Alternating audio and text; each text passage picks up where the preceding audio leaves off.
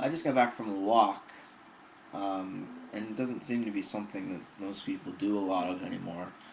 Um, I mean, people walk every day, but they don't walk just to walk. They walk to get somewhere.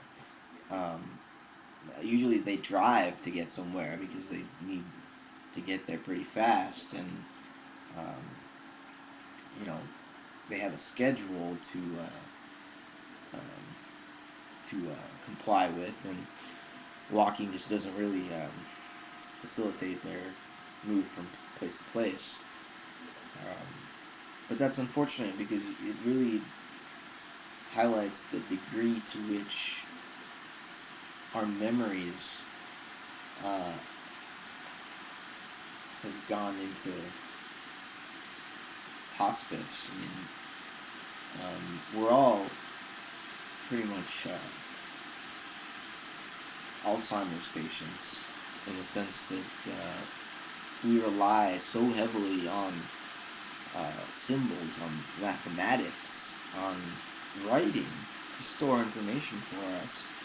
Um, not just writing, but even digital code now on computers. But um, we've lost the ability to think with our bodies, or in other words, to live. We've completely downloaded our consciousness onto the abstractions that we have inscribed into our pages or into our computer chips. Um,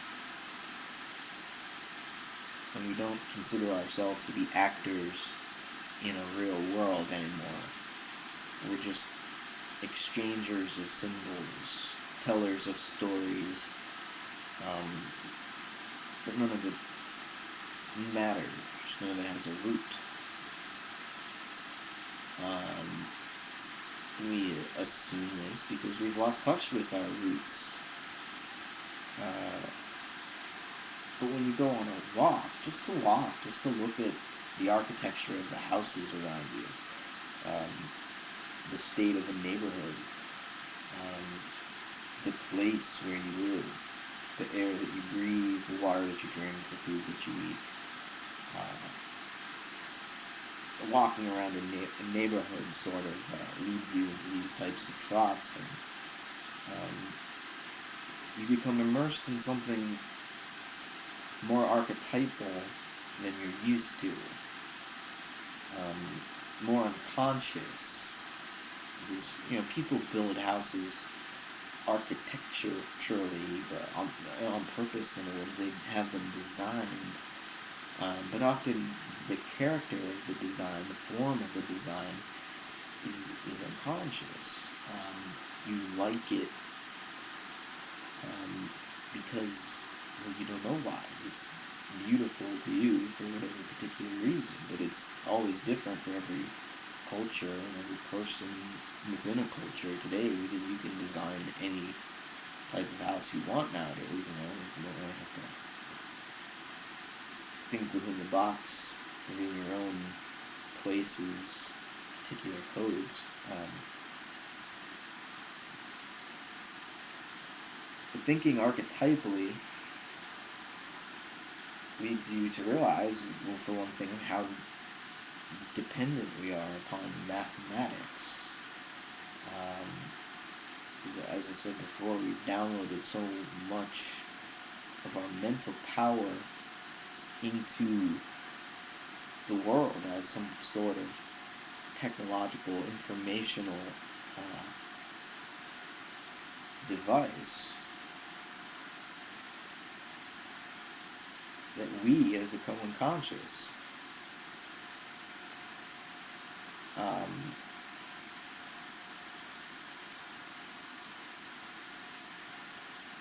But this power is essentially coming through us.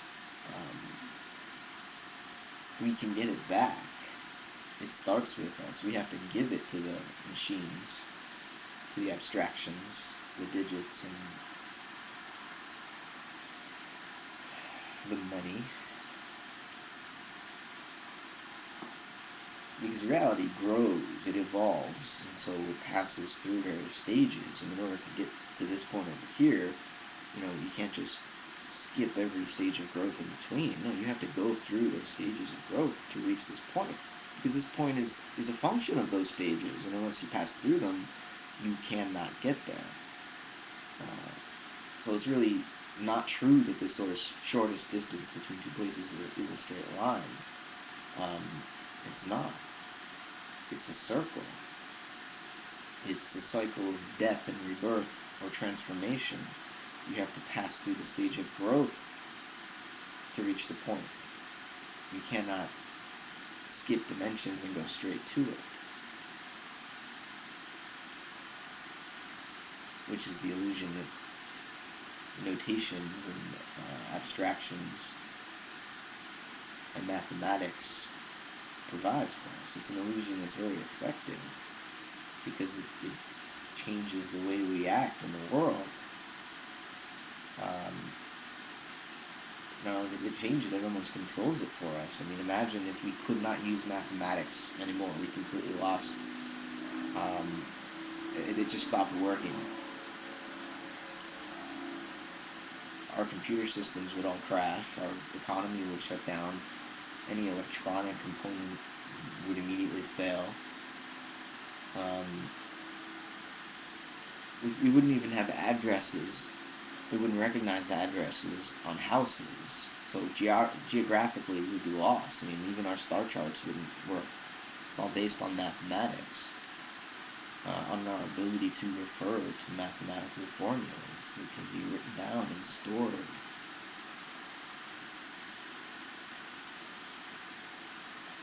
So our civilization, the part of our minds that sustains this civilization, is mostly external to our brain.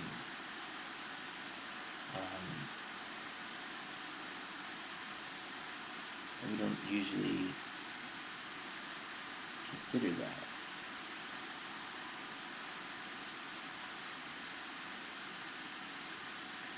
That in fact we are the ones that create the world. It's not out there waiting for us to inherit.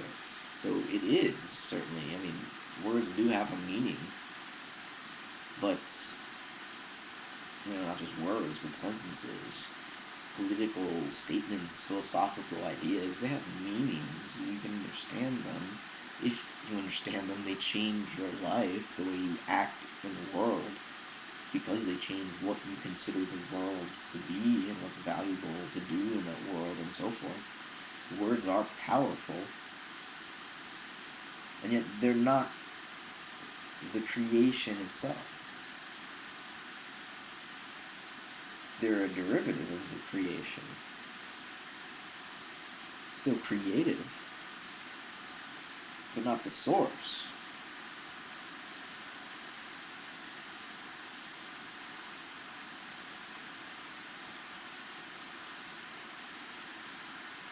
The source is God, I guess. I suppose. God, in other words, some ultimate principle of creativity.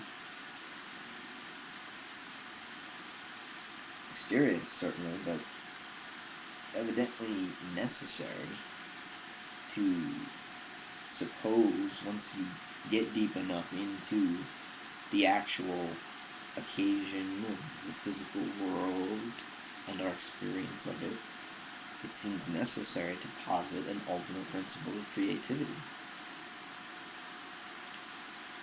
which is inherently meaningful, purposeful, because otherwise there seems to be no apparent reason for anything at all.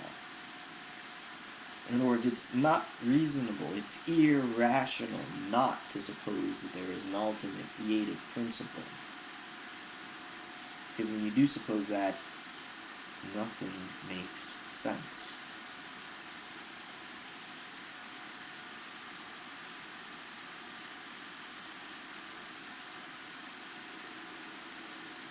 What do you think?